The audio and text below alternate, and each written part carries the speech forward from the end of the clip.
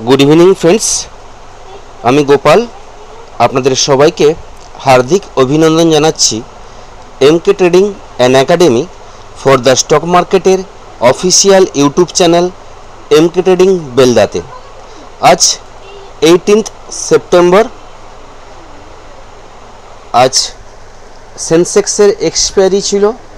Overall एक event base trade छिलो, कारण कालके फेडर पलिसि आमरा प्रत्येकेई जानी फेडर पलिसि छिलो। काल रात्रे अनाउंसमेंट होयेछे फेडर रेट काट 25 बेसिस पॉइंट, जेभावे मार्केटे एक्सपेक्टेशन छिलो, मार्केटे जे निউজ छिलो 25 बेसिस पॉइंट रेट काट होते पारे।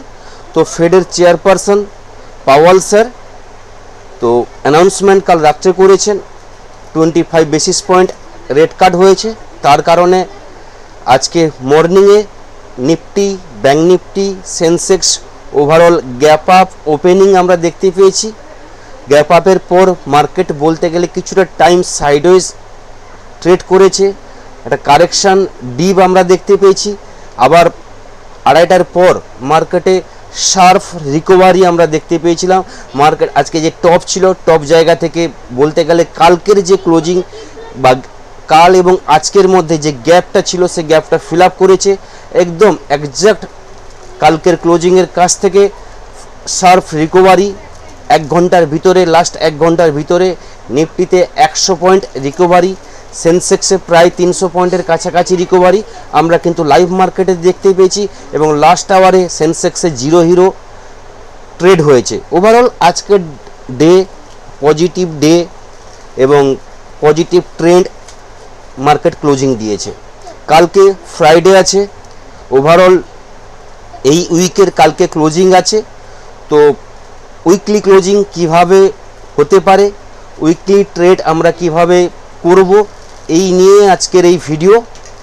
সবার প্রথমে আপনাদেরকে দেখিয়ে রাখবো এমকে ট্রেডিংয়ের ডিসক্লেমার ভালোভাবে সবাই পড়ে নিন। ডিসক্লেমার পড়ে তারপর ট্রেড করবেন। এবং প্রত্যেকেই বলবো, প্রতিদিনের মতো আজকেও বলবো, যারা এখনও এমকে ট্রেডিং বেলদার ইউটিউব চ্যানেল এখনও সাবস্ক্রাইব করেননি, প্রত্যেকেই বলবো সাবস্ক্রাইব করুন, লাইক করুন প্রতিটা ভিডিওতে এবং শেয়ার করুন।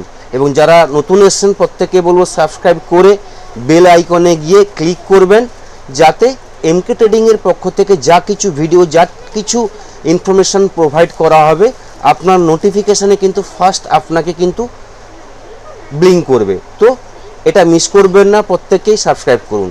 এবং এমকে ট্রেডিং বেলদার ফেসবুক পেজ যারা এখনও ফলো করেননি, প্রত্যেকেই বলবো এমকে ট্রেডিং বেলদার ফেসবুক পেজ ফলো করুন এবং এমকে ট্রেডিং বেলদার পাশে থাকুন।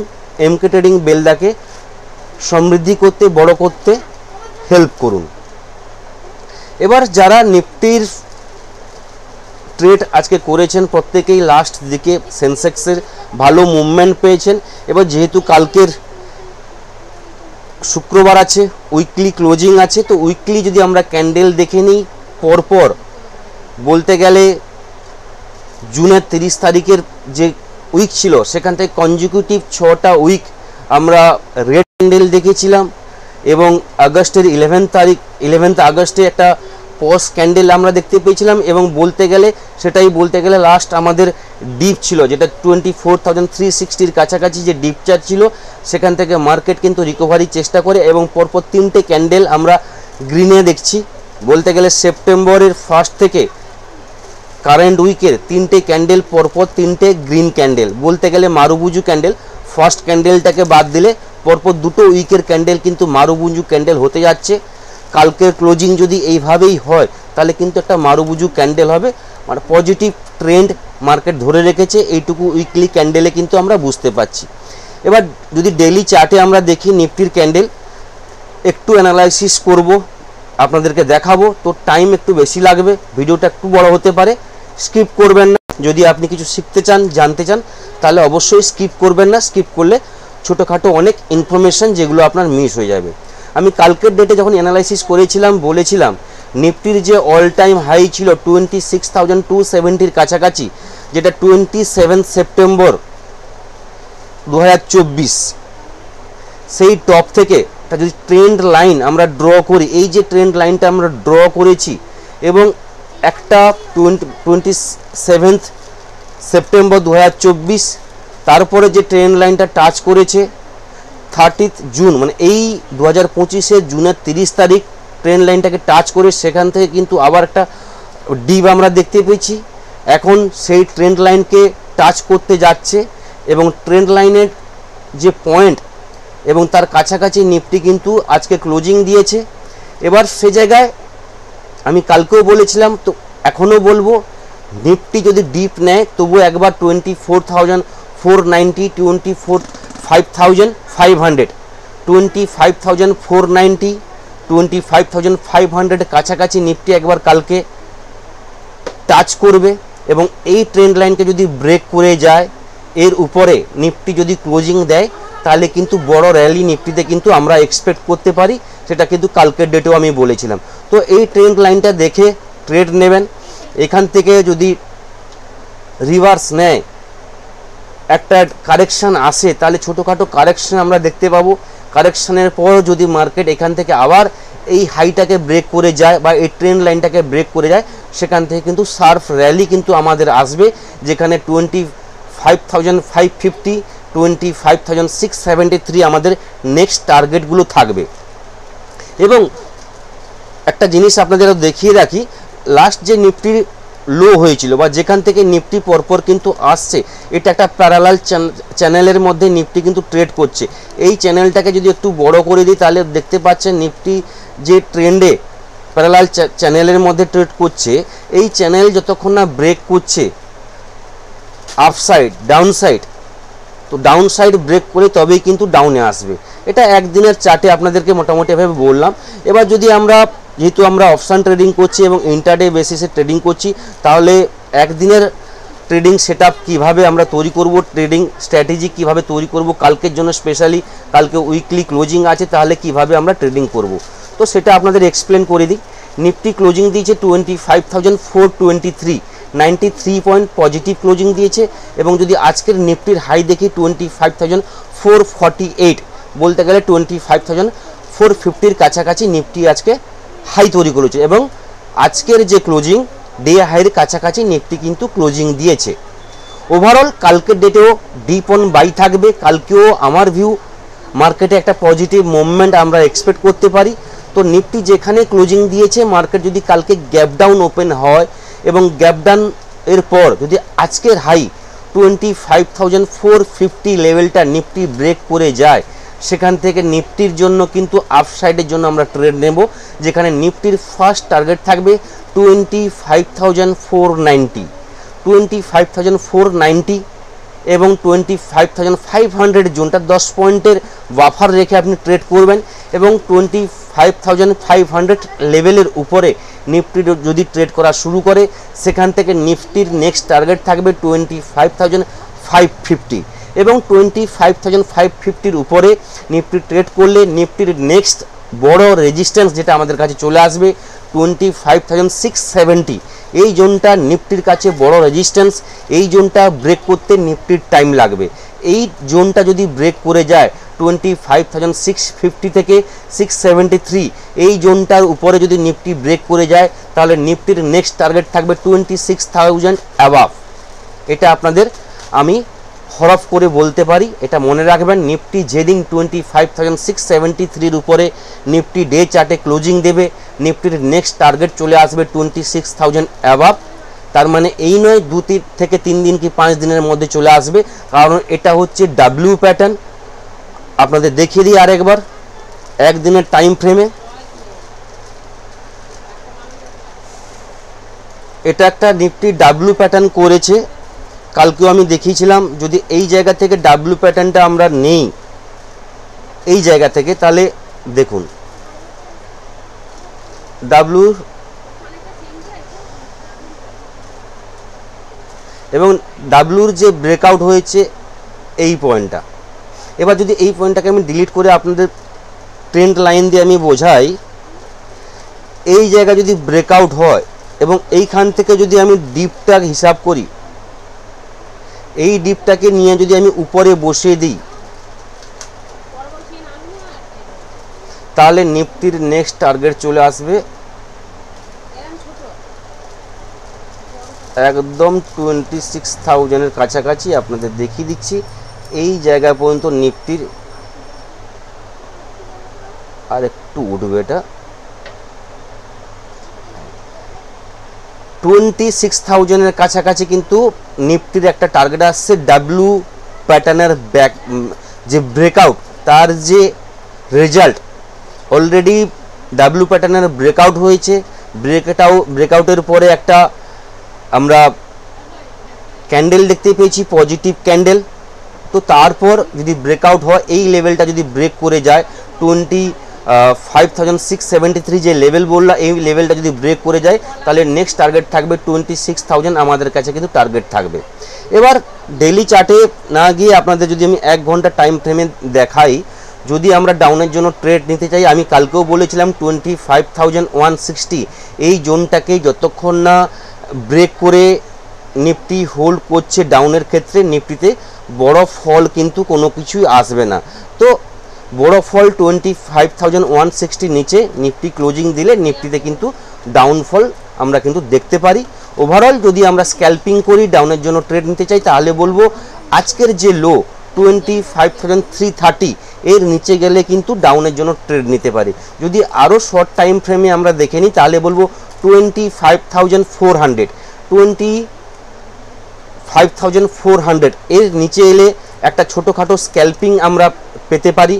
যদি আপনি শিওর নিতে চান তাহলে বলবো 25,390 এই ক্যান্ডেলের নিচে যদি নিফটি ট্রেড করা শুরু করে, সেখান থেকে ছোটোখাটো আমরা স্ক্যাল্পিং পেতে পারি। স্ক্যাল্পিংয়ে আপনার ইন্ডেক্সের টার্গেট থাকবে 30 পয়েন্ট এবং স্টপ লস রাখতে হবে ম্যাক্সিমাম আপনার 15 পয়েন্ট। এইভাবে কিন্তু আপনাকে স্ক্যাল্পিং করতে হবে। ডাউনের জন্য যদি ট্রেড নেন তাহলে স্ক্যাল্পিং, এবং আপসাইডের জন্য যদি ট্রেড নেন তাহলে কিন্তু একটু লং ভিউতে মানে পজিশনাল বেসিসে আপনি কিন্তু ট্রেড নিতে পারেন।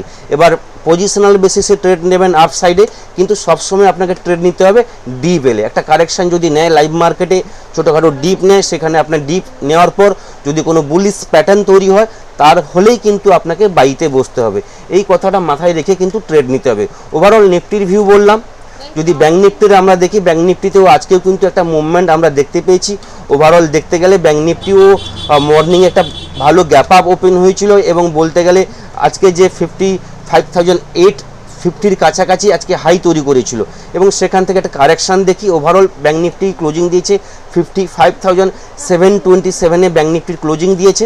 ওভারঅল যদি কালকের জন্য যদি আমরা ব্যাঙ্ক নিফটিতে ট্রেড করি তাহলে বলবো ব্যাঙ্ক নিফটি আজকের যে হাই 55,830 উপরে যদি ব্যাঙ্ক নিফটি ট্রেড করা শুরু করে তাহলে বলবো সেখান থেকে একটা পজিটিভ আমরা ট্রেড নিতে পারি।